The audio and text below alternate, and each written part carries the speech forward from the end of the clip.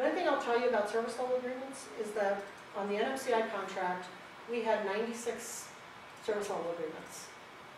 We could have spent all our waking moments, all our children's waking moments, everybody related to us waking moments, trying to put together all the metrics required for 93 service level agreements.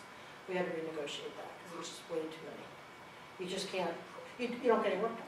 You're just, That is one of the advantages of having a QMS thing like the ISO 9001. Yeah. It's required Right. as part of the certification to have numerous measurables and metrics. I mean, so it might even be beneficial then to just share the documents that you're keeping within your QMS for ISO registry Exactly. straight to that. Exactly. So what ISO is really good at is it requires you to take metrics in process. Right. Typically what the government's asking for are things around process.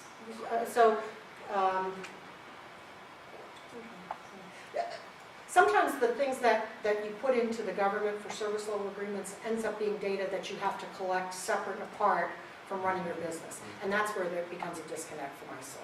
But I agree with you, ISO is a good way to solve the problem. Basically, it ensures that performance-based work products are tailored to the offeror's proposed solution.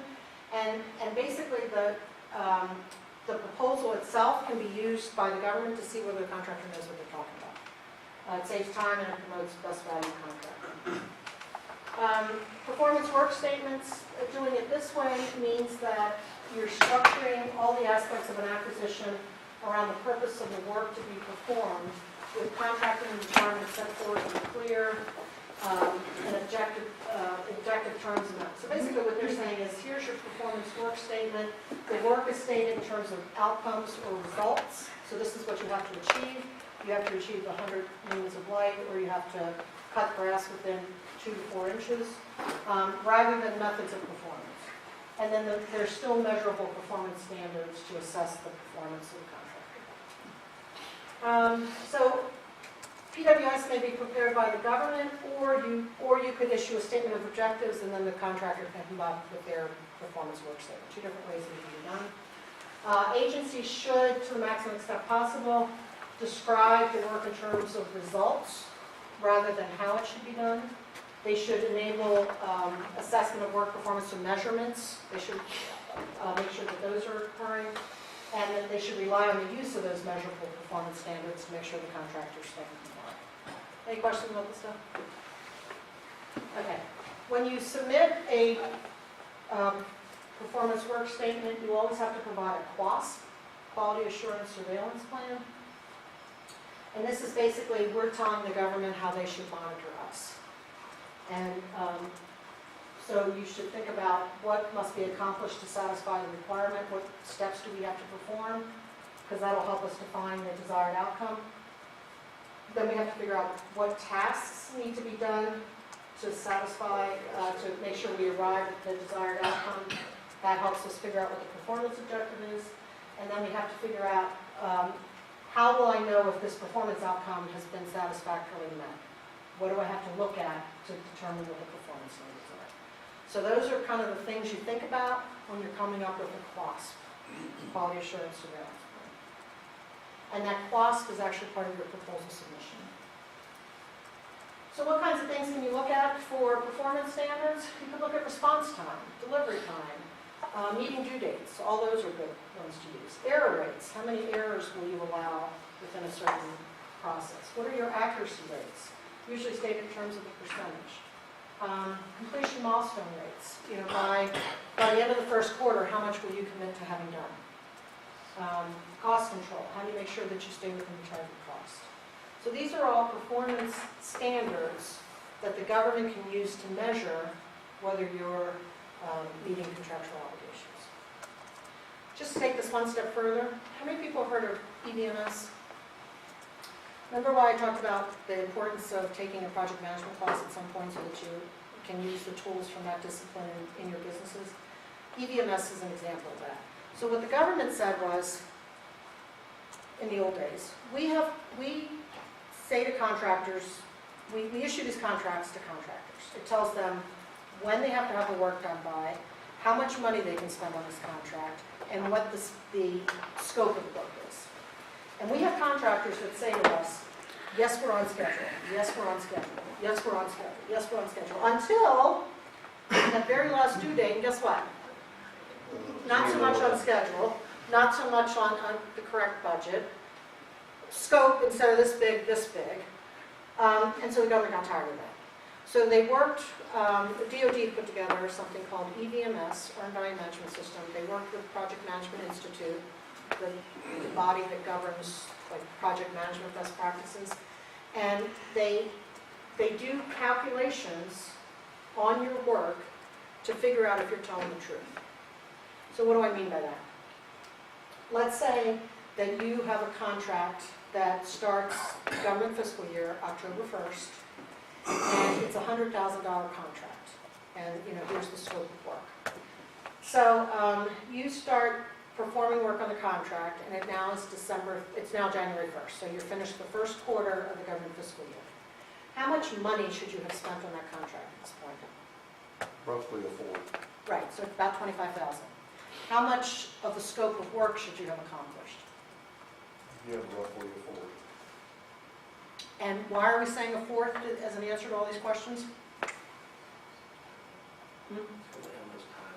Right, because we started October 1st and went to December 31st, and that's a quarter of a year, and it's a year-long contract.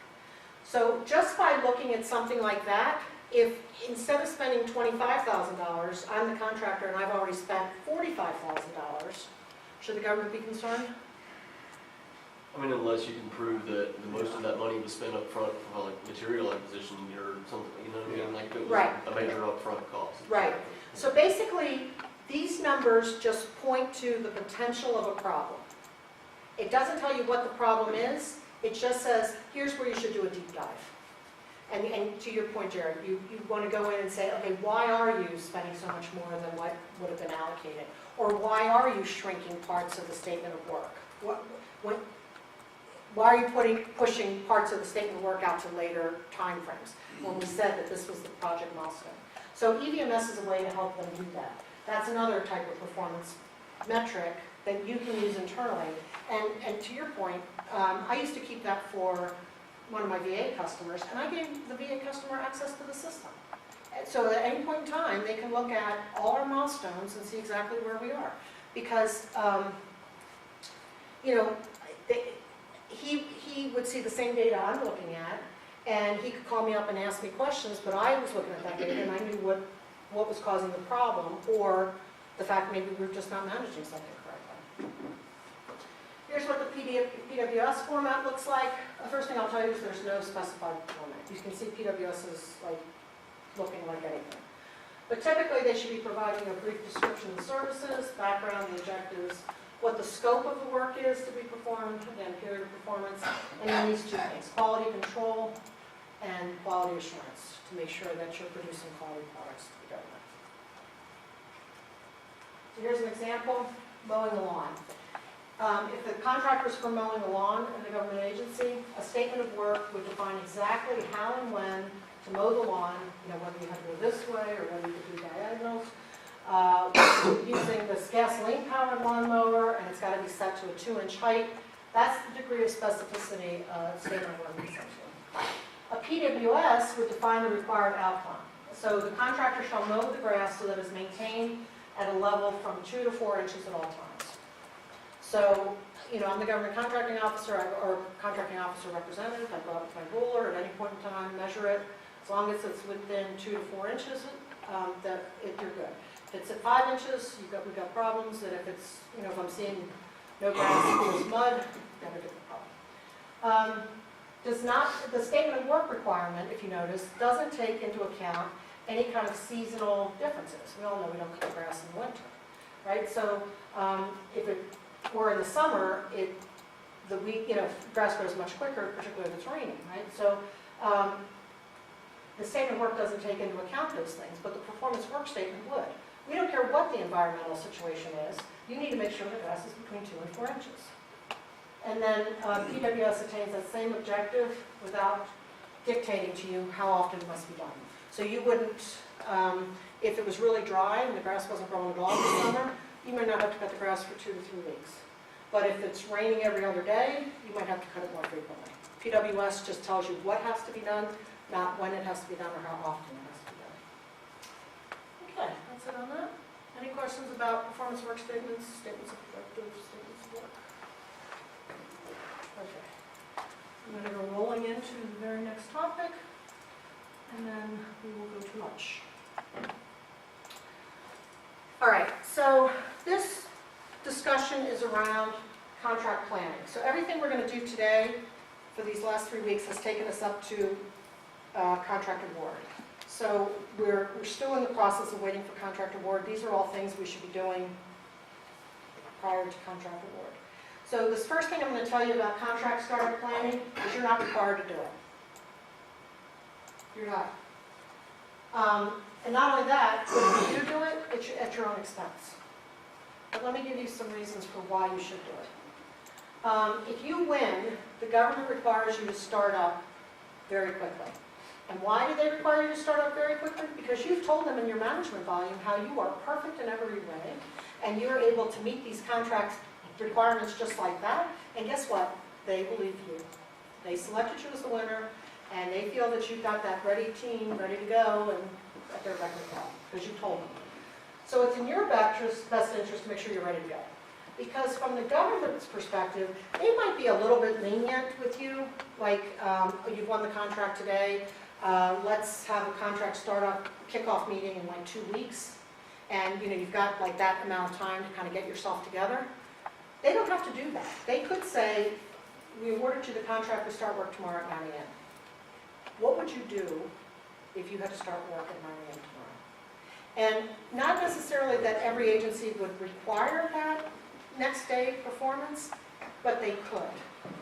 And agencies have missions, and we all know what our role is.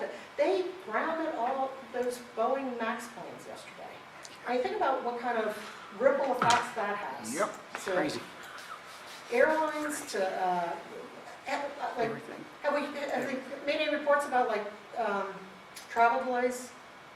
And because it's that ripple effect. Yeah, when you call, I had to call because I have a flight scheduled next Monday on a 737 MAX. Oh, And don't do it. Is this the one where they said the nose would dip suddenly? well, so in my case, with the lady I just got off the phone, says, "Oh, sir, yeah, you had that particular plane scheduled. We've already swapped it out, so you don't have to worry now. You're okay." Well, of course they had to, because the government banned all. What I particularly liked is those that were in the air yesterday when the band, okay, you guys can land. No one else. What airline were you on? American, American, yeah. and flight back on Delta, so Yeah. same thing. Yeah, so it's, so my point is that before Sunday, nobody even imagined that Boeing would take its planes, or be required to take its planes out of the air, a certain type of plane out of the air. That just wasn't part of, but because of the crash, right away we're into this one. My point is the government is responding to those kind of things on a moment's notice. What I'm watching right now, just for kicks and giggles, because I realized that when these shows were on originally, like you would miss shows. We really didn't have DVR recording when things like, so the show I'm watching is West Wing. And just seeing that show and how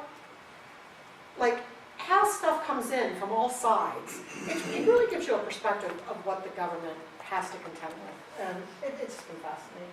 Anyway, my point is that you need to be prepared at a moment's notice to be able to provide these services. I'll give you a perfect case in point why this was helpful. We had just won a desktop, I think it was called Desktop 3 procurement, they have multiple ones. And we really did a good job with contract startup planning. And God forbid, but 9/11 hit. And guess what? Agencies had to get computers into remote locations quickly to help provide first responder support and national protection support, like everything. They needed these computers.